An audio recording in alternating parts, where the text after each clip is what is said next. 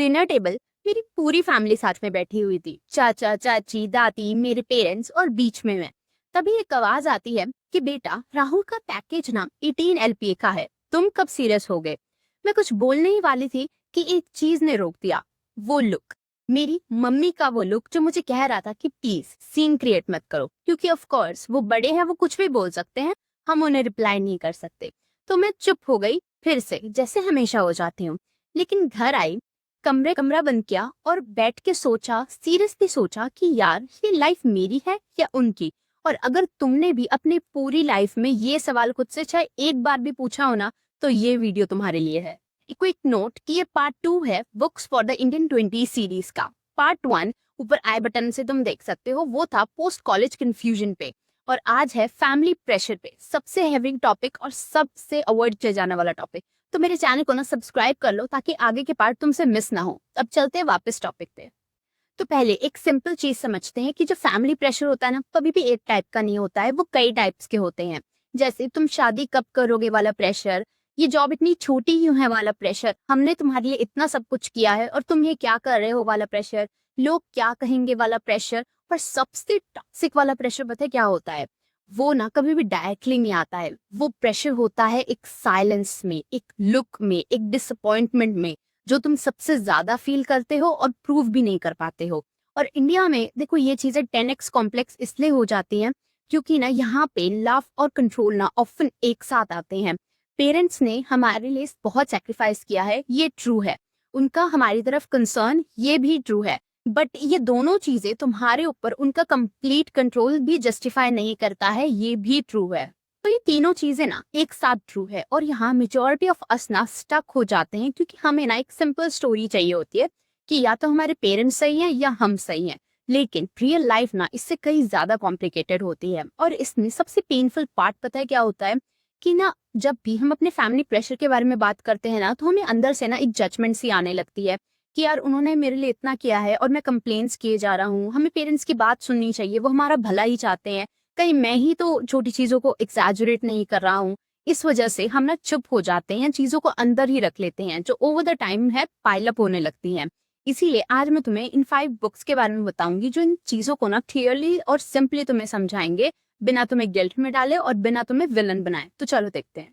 पहली बुक उस बिलीफ को एड्रेस करती है जो हमारी इंडियन फैमिलीज में ना डीपली रूटेड है कि बाउंड्रीज सेल्फिश होती हैं, नहीं होती हैं, और ये बुक ना उसे प्रूव करती है। Henry Claude and John Townsend, clinical psychologist, ये कहते हैं कि बाउंड्रीज का मतलब ये नहीं होता है कि आप किसी पर्सन को अपनी लाइफ से निकाल रहे हो, बल्कि बाउंड्रीज का मतलब ये होता है कि ये रिस्पॉन्सिबिलिटी मेरी है और ये रिस्पॉन्सिबिलिटी तुम्हारी है, और ये बिल्कुल क्लियर है, कोई कंफ्यूजन नहीं है। लेकिन हमारी फैमिलीज में ना ये बाउंड्रीज का कॉन्सेप्ट ऑलमोस्ट एग्जिस्ट ही नहीं करता है। हमारे यहाँ फैमिली का मतलब है कि एक यूनिट, तो तुम्हारी जॉब उनकी जॉब हो गई, तुम्हारी शादी उनकी शादी हो गई, तुम्हारा घर उनका घर हो गया। और ये ना जेन्युइन लव है, इसमें कोई डिबेट नहीं है। लेकिन इसके ना कुछ साइड इफेक्ट्स भी हैं। तुम ना कभी क्लियरली ये समझ ही नहीं पाते हो कि वो कहाँ शुरू हो रहे हैं और तुम कहाँ खत्म हो रहे हो। इसीलिए जब भी तुम अपने लाइफ के लिए कोई डिसीजन लेते हो ना, जैसे जॉब चेंज करनी है, फील्ड चेंज करनी है, सिटी चेंज करनी है, रिलेशनशिप में आना है, तो एक ना गिल्ट वाली फीलिंग आने लगती है, एक बिट्रेयल की फीलिंग आने लगती है। और सिर्फ तुम्हें नहीं आती, उन्हें भी आती है। क्यों? और ये किस लिए आती है? क्योंकि तुमने ना कभी वो लाइन ड्रॉ ही नहीं करी होती है। इस बुक में एक कॉन्सेप्ट है सिम्टम वर्सेस सोर्स का कॉन्सेप्ट। सिम्टम कि जब भी तुम फैमिली गैदरिंग के बाद ड्रेन फील करते हो, कॉन्स्टेंटली गिल्टी फील करते हो जबकि तुमने कुछ गलत नहीं किया होता है, हाँ बोलते रहते हो जबकि अंदर से एक आवाज आ रही होती है कि नहीं यार ना बोलना है, और इसका सोर्स कि तुमने कभी बाउंड्रीज नहीं बनाई हैं। और ये सिम्टम्स ना तब तक बंद नहीं होंगे जब तक तुम इसके सोर्स को एड्रेस नहीं करते हो। और इस बुक की सबसे पावरफुल लाइन पता है क्या है? कि तुम बाउंड्रीज ना कभी भी दूसरों के लिए नहीं बनाते, तुम खुद के लिए बनाते हो। क्योंकि तुम ये कभी कंट्रोल नहीं कर सकते कि कोई तुम्हारे बारे में क्या सोच रहा है, क्या फील कर रहा है, लेकिन तुम ये कंट्रोल कर सकते हो कि तुम किन चीजों को अपनी लाइफ में अलाउ कर रहे हो। तो अभी भी कोई भी नेगेटिविटी या पॉजिटिविटी जो भी तुम्हारी लाइफ में है ना, वो तुम्हारी बाउंड्रीज की वजह से ही है। सो इस बुक से ना एक प्रैक्टिकल टिप ये है कि तुम ना एक लिस्ट बनानी शुरू कर दो। जब भी कोई भी सिचुएशन के बाद तुम्हें जो है वो कंसिस्टेंटली ड्रेन फील हो रहा है या फिर रिजेंटफुल फील हो रहा है ना, तो तुम उसे लिखना शुरू कर दो, और यही लिस्ट ना तुम्हारी बाउंड्री वॉयलेशन की लिस्ट बनेगी। यहाँ से स्टार्ट करो। दूसरी बुक का टाइटल देखो कितना यूनिक है, adult childrens of emotionally immature parents. Emotionally immature parents, ये फेज इंडियन कॉन्टेक्स्ट में ऑलमोस्ट ना एक टैबू जैसा लगता है, बट ये बुक ना तुम्हारे पेरेंट्स को विलन नहीं बनाती है, ये इन चीजों को एक्सप्लेन करती है। लिंडसे गिब्सन साइकोलॉजिस्ट कहते हैं कि इमोशनल इमेच्योरिटी का मतलब ये नहीं होता है कि वो पर्सन ना बुरा है, बल्कि इसका मतलब ये होता है कि उस पर्सन की इमोशंस को फील करने की एक कैपेसिटी होती है, एक लिमिट होती है, उससे ज्यादा वो नहीं कर सकता। और जब पेरेंट्स एक सर्टेन अमाउंट के बाद अपने इमोशंस को एक्सप्रेस नहीं कर पाते हैं या दिखा नहीं पाते हैं, तो वो अनइंटेंशनली ना ये रिस्पॉन्सिबिलिटी अपने बच्चों पे डाल देते हैं। ये ना रोल रिवर्सल जैसा होता है और कई फैमिलीज में ना ये बहुत कॉमन होता है। तुमने बचपन से देखा होगा कि जब भी तुम्हारी फैमिली में कोई टेंशन होती है तो तुम ही सिचुएशंस को जो है स्मूथ करते हो। पेरेंट्स आर्ग्यूमेंट करते हैं तो तुम आके बीच में मीडिएट करते हो उन्हें। अगर तुम्हारी मम्मी का मूड अपसेट है तो तुम जो है उनका बेटर फील करवाते हो और अपनी रिस्पॉन्सिबिलिटी समझते हो। अगर तुम्हारे फादर डिसअपॉइंटेड हैं तो तुम्हारा भी मूड खराब हो जाता है, तो टेक्निकली उनका मूड तुम्हारा मूड हो जाता है। और ये लव है, प्योर लव, एब्सोल्युटली। बट जब हर बार तुम ही ये काम कर रहे होते ना, तो ये ना एक बर्डन बन जाता है, एक अनकॉन्शियस चॉइस हो जाता है जो तुमने कभी चूज नहीं की। देयरफॉर आज जब तुम्हारी फैमिली तुम्हारे लाइफ के डिसीजन में इतना इन्वॉल्व फील होती है ना, तो वो रैंडम नहीं लगता है, ये ना एक पैटर्न है जो सालों पहले ही डिसाइड हो गया था।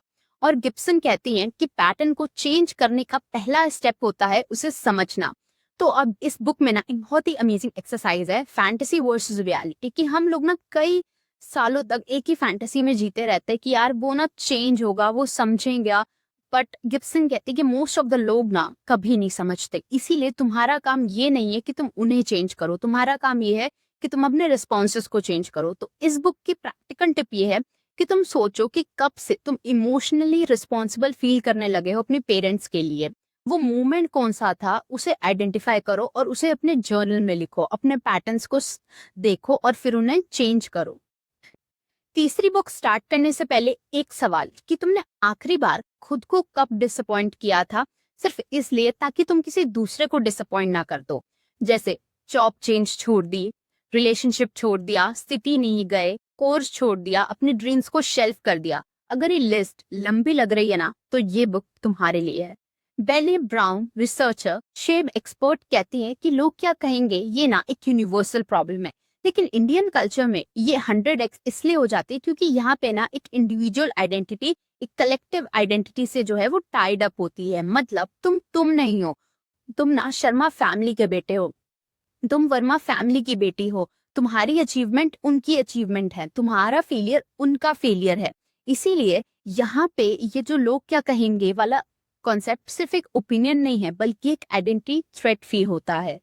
ब्राउन का कॉन्सेप्ट यहाँ पे बिलोंगिंग वर्सेस फिटिंग इन का है। फिटिंग इन का मतलब जब तुम खुद को चेंज करते हो ताकि लोग तुम्हें एक्सेप्ट करें, जबकि बिलोंगिंग का मतलब ये होता है कि अपने ऑथेंटिक सेल्फ में रहना और फिर एक्सेप्ट होना। ये दोनों ना एक दूसरे से बहुत ही अलग हैं, लेकिन कभी कभी हम ना फिटिंग इन को बिलोंगिंग समझ लेते हैं। फॉर एग्जाम्पल कि तुम अपनी फैमिली एक्सपेक्टेशन को इसलिए फॉलो करते हो ताकि सब ठीक लगे, तो वो फिटिंग इन होता है, जो शॉर्ट टर्म में तो तुम्हें खुशी दे ही देता है कि ठीक है चलो फैमिली के साथ है, सब ठीक है, लेकिन लॉन्ग टर्म में ना रिसेंटमेंट बिल्ड होता है अपने आप से भी और उनसे भी। तो ब्राउन का यहाँ पे शार्प ऑब्जर्वेशन ये है that shame grows in silence. तो जब तुम अपनी फैमिली प्रेशर के बारे में या किसी भी ऐसी प्रॉब्लम के बारे में किसी से बात नहीं करते हो, अपने तक ही रखते हो, तो वो ना प्रेशर अंदर ही अंदर डबल होने लगता है।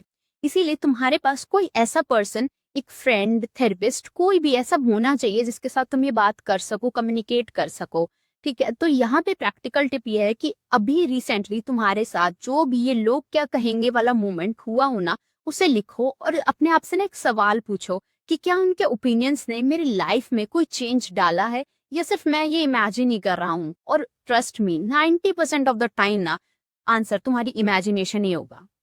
चौथी बुक प्रैक्टिकल, डायरेक्ट और इंडियन कॉन्टेक्स्ट में ना सबसे यूजेबल, नेत्रा तवाब, एक थेरेपिस्ट की ये बुक ना स्पेसिफिकली बाउंड्रीज के सेट करते हैं उसी के लिए लिखी गई है।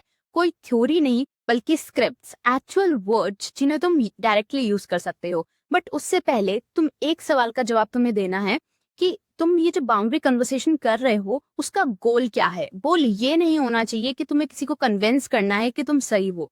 गोल ये नहीं है कि तुम्हें आर्ग्यूमेंट में जीतना है, बल्कि गोल ये होना चाहिए कि तुम्हें एक क्लियर कम्युनिकेशन करना है कि क्या चीजें तुम्हारे लिए एक्सेप्टेबल हैं और क्या नहीं है। इसीलिए तुम्हारी टोन ना यहाँ बहुत मैटर करती है। तो तुम्हें डिफेंसिव नहीं होना है, एग्रेसिव नहीं होना है, बट काम, क्लियर एंड फर्म रहना है। तब आपकी बाउंड्री स्क्रिप्ट के कुछ एग्जाम्पल्स ना हम इंडियन सिनेरियो के हिसाब से देख लेते हैं। फॉर एग्जाम्पल, अगर शादी का प्रेशर है तो तुम ये बोल सकते हो कि मैं अभी शादी के बारे में सीरियसली सोच नहीं रही हूँ। जब भी मुझे क्लैरिटी मिलेगी कि मुझे करनी है तब हम बात कर लेंगे इस टॉपिक पे। अभी इस कन्वर्सेशन का बार बार उठाना मुझे हेल्पफुल नहीं लग रहा है। करियर कंपैरिजन है तो तुम ये बोल सकते हो कि भाई मुझे पता है कि आप मेरे लिए बेस्ट चाहते हो और मैं भी चाहता हूँ। मेरा पाथ अलग हो सकता है बट वो मेरे लिए सही है। अनवांटेड एडवाइस है तो सीधा बोलो कि मैं इस डिसीजन पे सोच रहा हूँ बट अभी मुझे इस पे कोई एडवाइस नहीं चाहिए। अगर मुझे चाहिए होगी तो I will let you know. तब आप कहते हैं कि जब तुम पहली बार बाउंड्री सेट करोगे ना तो एक पुश बैक आएगा तुम जो एक्सपेक्टेड है। तुम्हारी फैमिली भी ना तुम्हें टेस्ट करेगी कि क्या ये सीरियस है या नहीं है। इसीलिए तुम्हारा कंसिस्टेंट रहना बहुत जरूरी है। एक बार बोलने से कुछ नहीं होगा, तुम्हें एक ही बाउंड्री सेम कामनेस के साथ ना बार बार बोलनी पड़ेगी, क्योंकि पहले तो तुमने कभी बाउंड्रीज बनाई नहीं। तो अब जब तुम बना रहे हो तो दोनों साइड को एडजस्ट करने में थोड़ा टाइम लगेगा। और एक इम्पोर्टेंट नोट कि बाउंड्रीज बनाना किसी को पनिश करना या हर्ट करना नहीं होता है। ये तुम अपनी पॉजिटिविटी को, अपने आप को प्रोटेक्ट करने के लिए कर रहे हो। तो ये चीजें ना दोनों अलग है। और प्रैक्टिकल टिप इस बुक की ये है कि तुम ना अभी कोई सिनेरियो के बारे में सोचो जहां तुमने ना बार बार अपनी बाउंड्रीज को ना वॉयलेट करने दिया हो, और फिर तब आपकी बुक से फ्लिप फ्रेम उठा के अपनी लाइंस लिखो। और चाहे तुम मिरर के सामने एक दो बार प्रैक्टिस कर लो, और दोबारा जब वो सिनेरियो तुम्हारे सामने आए तो इस बार अपनी बाउंड्रीज को वॉयलेट मत होने देना, सीधा क्लियर जवाब देना। पांचवी बुक और सबसे जरूरी, क्योंकि ये ना उस चीज को नाम देती है जो तुम फील तो करते हो लेकिन आर्टिकुलेट नहीं कर पाते। इस बुक के ऑथर एक थेरेपिस्ट हैं, सुजैन, जो कि कहती है कि इमोशनल ब्लैकमेल ना एक स्पेसिफिक पैटर्न से होता है जिसे कहते हैं fog, fear, obligation and guilt. जब भी कोई तुम्हें मैनिपुलेट करने का ट्राई करता है ना, चाहे कॉन्शियसली या अनकॉन्शियसली, तो इनमें से किसी एक चीज का यूज तो करता ही करता है।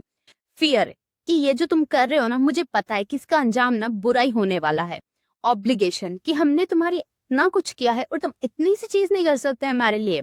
गिल्ट, सारे बच्चे अपने पेरेंट्स की सुनते हैं लेकिन तुम तो ना अलग ही हो। और इंडियन फैमिली में ना इस चीज को लाउड होने की भी जरूरत नहीं है, बहुत ही सब्टल वे से ये हो जाता है। एक डिसअपॉइंटिंग लुक, एक ठीक है तुम जो करना चाहते हो करो, एक ठीक है भाई हम तो तुम्हारे लिए हैं ही नहीं।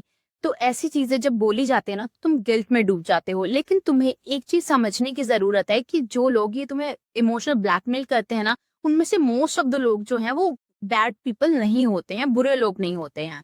वो ना सिर्फ उस चीज को एक्सप्लेन नहीं कर पाते, मतलब उस चीज को समझ नहीं पाते जो एक्चुअली फील कर रहे होते हैं, इसीलिए वो ऐसे इनडायरेक्ट टैक्टिक्स का ना यूज कर लेते हैं। अब यहाँ पे ना पैटर्न्स तुम्हें समझने पड़ेंगे कि जब भी तुम्हें कोई सडन एक इंटेंस गिल्ट फील होना, तो एक मिनट रुको और अपने आप से पूछो कि यार मैंने कुछ गलत किया भी है जो मैं इतना गिल्टी फील कर रहा हूँ, या सिर्फ मैं किसी के एक्सपेक्टेशन को फुलफिल नहीं कर पाया तो मैं गलत हो गया। और वहीं से चीजें बदलना शुरू हो जाएंगी।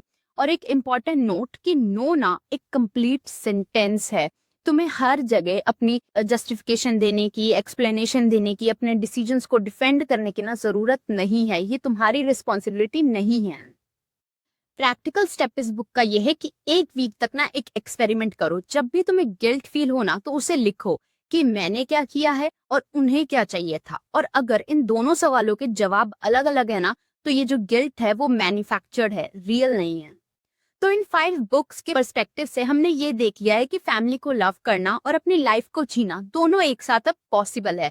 पर उसके लिए ना तुम्हें 3 चीजें ध्यान में रखनी है। पहली कि बाउंड्रीज सेल्फिश नहीं होती है, अनक्लियर बाउंड्रीज सेल्फिश होती है। अगर तुम क्लियरली ये बताओगे ही नहीं क्या तुम्हारे लिए एक्सेप्टेबल है, तो फिर दोनों पार्टीज ना सिर्फ अज्यूम ही करती रह जाएंगी। इसीलिए तुम्हें एक रिलेशनशिप में क्लियर कम्युनिकेशन जो है वो एस्टैब्लिश करना चाहिए, जिससे तुम्हारा रिलेशनशिप और बेटर होगा।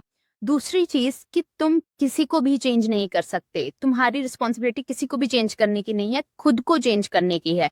ये ना सबसे हार्डेस्ट ट्रूथ है, बट यही लाइफ को ना बहुत इजी बना देता है, तुम्हें फ्री कर देता है। तो अब तुम्हारे पेरेंट्स चेंज होते हैं नहीं चेंज होते हैं, या बाकी लोग चेंज होते हैं या नहीं होते हैं, वो तुम पे डिपेंड नहीं करता है, लेकिन तुम्हारी पीस जो है ना वो तुम पे ही डिपेंड करती है। तीसरी, कि गिल्टी फील करना और गलत होना दोनों अलग चीज हैं। अगर तुम अपने फैमिली के एक्सपेक्टेशन को मेट नहीं कर पा रहे हो तो ऑफ कोर्स तुम गिल्टी फील करोगे, लेकिन इसका मतलब ये नहीं है कि तुमने कुछ गलत किया है। और लास्टली एक मैं बात कहना चाहूंगी कि वो जो डाइनिंग टेबल मूवमेंट था ना वो आएगा, लोग फिर से कंपैरिजन करेंगे, रिलेटिव्स जो है वो बातें करेंगे, सब कुछ, ये प्रॉब्लम्स खत्म नहीं होंगी, ये वही रहेंगी। बट ये है कि अब इन बुक्स की हेल्प से तुम्हें ना एक लैंग्वेज मिल गई है, एक फ्रेमवर्क मिल गया है, एक समझ आ गई है जिसे तुम यूज कर सकते हो इन सिचुएशंस को टैकल करने के लिए। तो ये था पार्ट 2 फैमिली प्रेशर।